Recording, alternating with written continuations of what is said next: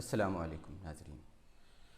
Video کے طویل ہو جانے کے خوف سے اور اس ڈر سے کہ لمبا ویڈیو دیکھ کر آپ کا دیکھنے کا دل کہیں نہ چاہے، اس لیے میں نے اس بات کو 2 ویڈیو میں تقسیم کر دیا۔ پہلا حصہ آپ دیکھ چکے ہیں، میں اسی بات کا کنٹینیویشن اس ویڈیو میں کروں گا اور اس میں اس بات کو کمپلیٹ کرنے کی کوشش کروں گا۔ پچھلے ویڈیو میں جو میں نے بات کی ہے، اگر آپ نے وہ باتیں نہیں سنی ہیں تو پہلے بہتر ہے کہ آپ وہ ویڈیو دیکھ لیں، تبھی آپ کو یہ بات سمجھ میں آئے گی جو اب میں کرنے جا رہا ہوں، اور اگر سن چکے ہیں تو آپ کے لیے بات حاضر ہے۔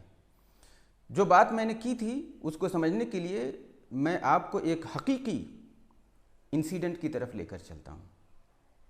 دوستو، 9/11 کے افسوسناک حادثے کے بعد پوری دنیا میں مغربی میڈیا خصوصی طور پر اور پوری دنیا کی میڈیا نے عام طور پر اسلام اور مسلمانوں کے خلاف جو گھناؤنا پروپیگنڈا کیا اور مسلمانوں کو جس طرح بدنام کرنے کی کوشش کی اور اسلام کو اور قرآن کو جتنا کوسا، وہ ایک الگ ہی اندوہناک داستان ہے۔ لیکن انگریزوں نے، مغربی ممالک کے لوگوں نے اسی پروپیگنڈے سے متاثر ہو کر یہ سوچا کہ آخر اس قرآن کو پڑھ کے دیکھنا چاہیے کہ اس میں ایسا کیا لکھا ہے کہ مسلمان اس کو پڑھ کر اس طرح کی حرکتیں کرتے ہیں، اور انہوں نے اسی مقصد کے لیے قرآن کا انگریزی ترجمہ پڑھنا شروع کیا۔ اور دوستو، پھر وہی ہوا کہ صرف ترجمہ پڑھا انہوں نے، اور وہ بھی ہدایت تلاش کرنے کی غرض سے نہیں، بلکہ اس پروپیگنڈا اور وہ وجہ کیا ہے کہ جس کی وجہ سے مسلمان ایسا کرتے ہیں، اس میڈیا کے انفلوئنس کے تحت۔ لیکن قرآن نے اپنا اثر دکھایا اور ان سب کے دل اللہ کی محبت میں رنگ گئے، اور وہ حلقہ بگوش اسلام ہوتے ہی چلے گئے۔ اور یہ چیز اس تیز رفتاری کے ساتھ واقع ہوئی کہ ویسٹرن کنٹریز میں فاسٹسٹ گروئنگ ریلیجن اسلام بن گیا۔ اب میرا سوال یہ ہے کہ اگر صرف ترجمہ پڑھ کر ہدایت نہ چاہنے والے بندے کو بھی ہدایت مل سکتی ہے، انقلاب برپا ہو سکتا ہے، کایا پلٹ ہو سکتی ہے، دنیا بدل سکتی ہے، تو پھر ہم اور ہمارے باپ دادا جو صدیوں سے قرآن پڑھتے چلے آ رہے ہیں، ہمارے اندر کوئی انقلاب کیوں نہیں آ رہا؟ ہماری دنیا کیوں نہیں بدل رہی؟ اور ہمارے اندر اللہ کی محبت اور اس کا خوف کیوں پیدا نہیں ہو رہا؟ بلکہ ہم تو اپنا اگر کمپیریزن کریں اپنے باپ دادوں سے تو یہ لگتا ہے کہ ہمارے باپ دادا اس جہالت میں بھی ہم سے کچھ حد تک زیادہ ہی دینی فکر رکھتے تھے، اور ہم تو جتنا آگے چلے جا رہے ہیں اتنا ہی انگریز ہوتے چلے جا رہے ہیں، اور انگریز مسلمان ہوتے چلے جا رہے ہیں۔ تو یہ ایسا کیوں ہو رہا ہے؟ اس کو سوچنا بہت ضروری ہے۔ اس کی وجہ وہی ہے کہ ہماری گھٹی میں وہ بات بیٹھ گئی ہے کہ قرآن صرف چومنے چاٹنے کی چیز ہے، برکت حاصل کرنے کی چیز ہے، اور جو کوئی شخص بھی اس کو پڑھنے کی کوشش کرے گا، صرف ترجمہ ہی صحیح، اس کی دنیا اللہ بدل کر رکھ دے گا، اور اس کے اور خدا کے درمیان جو بھی فاصلے ہوں گے قرآن اس کو مٹا دے گا، اور وہ بندہ اپنے رب سے ہم کلام ہونے لگے گا۔ واقعہ یہ ہے کہ قرآن ایک عقلی، فکری اور شعوری کتاب ہے جو سوئے ہوئے دلوں کو جگا دیتی ہے اور جگے ہوئے انسانوں کو جھنجھوڑ کر رکھ دیتی ہے، اور غور و فکر کرنے کے ایسے زاویے پیش کرتی ہے کہ انسان خدا کے قریب سے قریب تر ہوتا چلا جاتا ہے۔ اور یہی وہ وقت ہوتا ہے جب انسان کے اوپر قرآن کھل جاتا ہے، اللہ کی محبت کا نزول ہوتا ہے، اور اس کو ایسا محسوس ہوتا ہے کہ جیسے کہ قرآن خود اسی کے دل پہ نازل ہو رہا ہے، اور قرآن صرف اسی کے لیے نازل ہوا ہے، اور قرآن اس سے باتیں کرتا ہے، اور قرآن اس کے سارے مسائل کا حل رکھتا ہے، اور قرآن میں سب کچھ ہے، اس کو کہیں اور جانے کی ضرورت نہیں ہے۔ تیرے ضمیر پہ جب تک نہ ہو نزول کتاب، گرہ کشا ہے نہ رازی نہ صاحب کشاف۔ لیکن بر صغیر کے ہندوستان، پاکستان اور یہ وہی جو علاقے میں اکثر کہتا ہوں، ہم جیسے توہم پرست، بے عقل، بے حس اور مردہ انسانوں کے لیے اس قرآن میں آج بھی کچھ بھی نہیں ہے، کیونکہ ہمارے لیے ہمارے مشرکانہ رسم و رواج، توہم پرستی اور باپ دادے سے جو خرافات ہم کو ملا ہے ورثے میں، یہی ہمارا دین ہے اور یہی سب کچھ ہے، اور اس کے سوا چلنے کو ہی ہم بے دینی کہتے ہیں، اور قرآن کے سے متعلق جو ہمارا رویہ ہے وہ تو ہے ہی۔ اسی وجہ سے ہماری دنیا کچھ نہیں بدلتی۔ قرآن سے دوری کی ایک دوسری وجہ ہے ہمارا عربی زبان کو نہ جاننا۔ واضح رہے کہ عربی نہ جاننے سے میری مراد عربی کی علمی زبان کو نہ جاننا ہے، کیونکہ بول چال کی زبان الگ ہے اور علم اور کتاب کی زبان الگ ہوتی ہے۔ آپ بھی اور ہم میں سے اکثر لوگ، بہت سارے لوگ، ہم سب کی زبان اردو ہے، مادری زبان اردو ہے۔ کیا ہم سب اردو کی ہر کتاب پڑھ کر سمجھ سکتے ہیں؟ نہیں۔ تو اسی سے بات سمجھ میں آتی ہے کہ بول چال کی زبان الگ ہوتی ہے اور علم اور کتاب کی زبان الگ ہوتی ہے۔ عرب کی دنیا میں آج بھی سینکڑوں، ہزاروں نے لاکھوں کی تعداد میں ایسے عرب حضرات موجود ہیں جن کی زبان عربی تو ہے لیکن قرآن کو وہ سمجھ نہیں سکتے، کیونکہ ان کو بول چال والی عربی تو آتی ہے لیکن علم اور کتاب والی عربی نہیں آتی۔ تو ہماری دوسری وجہ جو ہم کو قرآن سے دور رکھے ہوئی ہے وہ ہمارا عربی زبان کو نہ جاننا ہے۔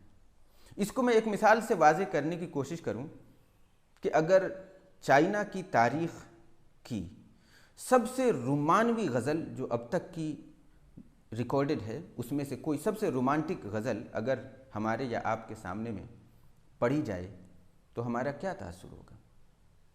یہی نا کہ ارے بند کرو بھائی، یہ کیا چلا دیا تم نے، کان کھا رہے ہو میرا۔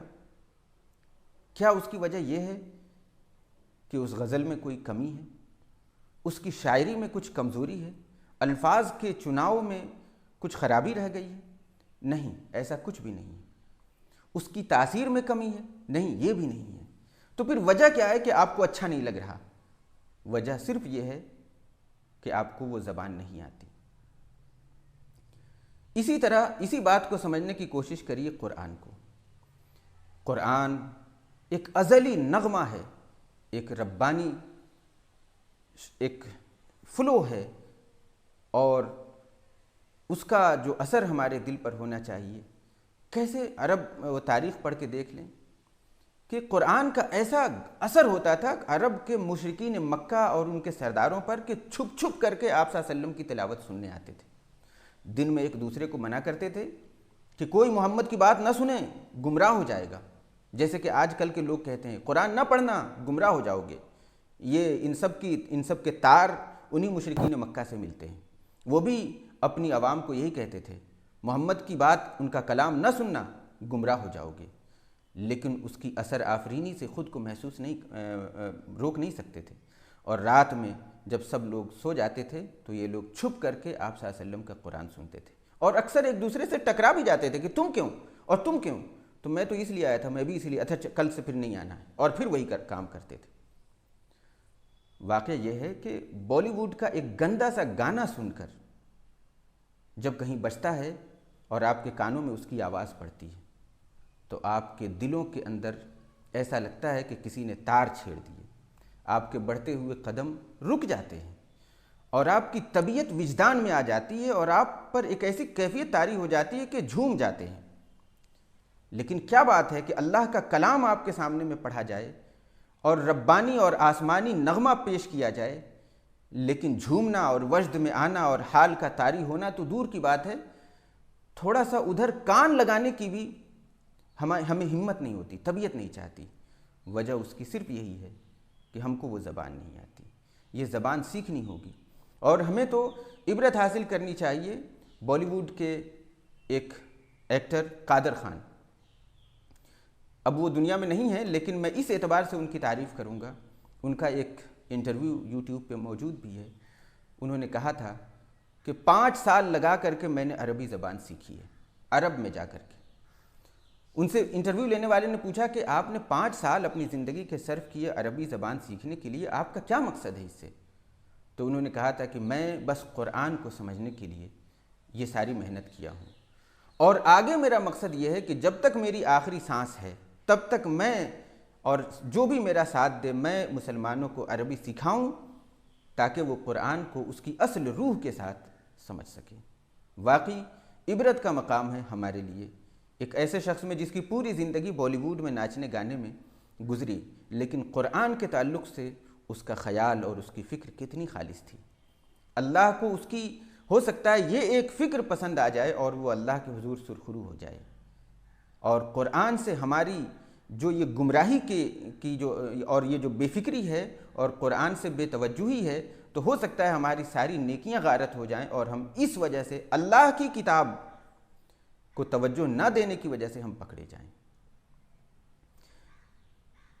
فارسی کا ایک محاورہ ہے، زبان یار من ترکی و من ترکی نمی دانم، کہ کیا کروں، مجھے جس سے عشق ہو گیا ہے اس کی زبان ترکی ہے اور مجھے ترکی نہیں آتی ہے۔ یہ ایک شش و پنج والی بات ہے۔ اب میں ایسا کیا کروں؟ ارے بھائی کوئی شش و پنج کی بات نہیں ہے، سیکھ لو ترکی، اور کیا۔ اگر سچا عشق ہے اور واقعی محبت ہے اور اس کو واقعی پانا چاہتے ہو اور تم کو لگتا ہے کہ تم اس کے بغیر تمہاری زندگی ادھوری ہے، تو سیکھ لو نا ترکی، اس میں پریشان ہونے کی کون سی بات ہے؟ تو اگر آپ کو بھی اللہ سے عشق ہے، اللہ کو پانا چاہتے ہیں، اس کا قرب پانا چاہتے ہیں، اس کی نعمتوں سے سرفراز ہونا چاہتے ہیں، اس کی جہنم سے بچنا چاہتے ہیں، اس کو خوش کرنا چاہتے ہیں، اپنی دنیا اور اپنی آخرت دونوں کو سیکیور کرنا چاہتے ہیں، تو سیکھ لو نا عربی، کیا پریشانی اس میں؟ اور اگر عربی سیکھنے کا ابھی آپ کے پاس وقت نہیں ہے تو کم سے کم ترجمے کے ساتھ قرآن تو پڑھنا اسٹارٹ کر دیجئے، جبکہ قرآن کا ترجمہ ایک بیریئر کا کام کرتا ہے۔ اللہ کہہ رہا ہے، بیچ میں ایک آدمی بیٹھا ہے جو وہ بات سنتا ہے اور پھر بتاتا ہے آپ کو کہ اللہ تعالیٰ اس آیت میں یہ کہہ رہا ہے۔ یہ براہ راست نہیں ہوا۔ مثال کے طور پر سوچ لیجئے، یہی مثال لے لیتے ہیں ترکی والی بات، آپ کو جس سے عشق ہے اور زبان اس کی آپ کو نہیں آتی ہے، تو بیچ میں ایک انٹرپریٹر رکھا ہوا ہے، آپ اس سے کہتے ہیں، پھر وہ آپ کی بات سن کے اس سے کہتا ہے، اور پھر جو کچھ وہ کہتا ہے وہ آپ اس کی بات سن کے آپ کو کہتا ہے۔ کیا آپ کے اندر یہ غیرت ہے؟ آپ اس کو برداشت کر سکیں گے کہ آپ اور آپ کے محبوب کے بیچ میں کوئی تیسرا بیٹھا ہوا ہو جو آپ کی بات ادھر اور اس کی بات ادھر کرے؟ کیونکہ یہ ایک بیریئر، ایک دیوار حائل کر دیتا ہے خالق اور مخلوق کے درمیان، ساجد اور مسجود کے درمیان، اور عابد اور معبود کے درمیان، انسان اور اللہ کے درمیان کوئی حجاب، کوئی پردہ، کوئی دیوار نہیں ہونی چاہیے۔ اللہ سے براہ راست رابطہ ہو، اور اس کے لیے ضروری ہے کہ آپ عربی زبان سیکھیں۔ آج ہی ارادہ کریں، کوشش کریں گے تو کوئی بھی چیز مشکل نہیں ہے۔ اللہ تعالی ہم سب کو توفیق عطا فرمائے۔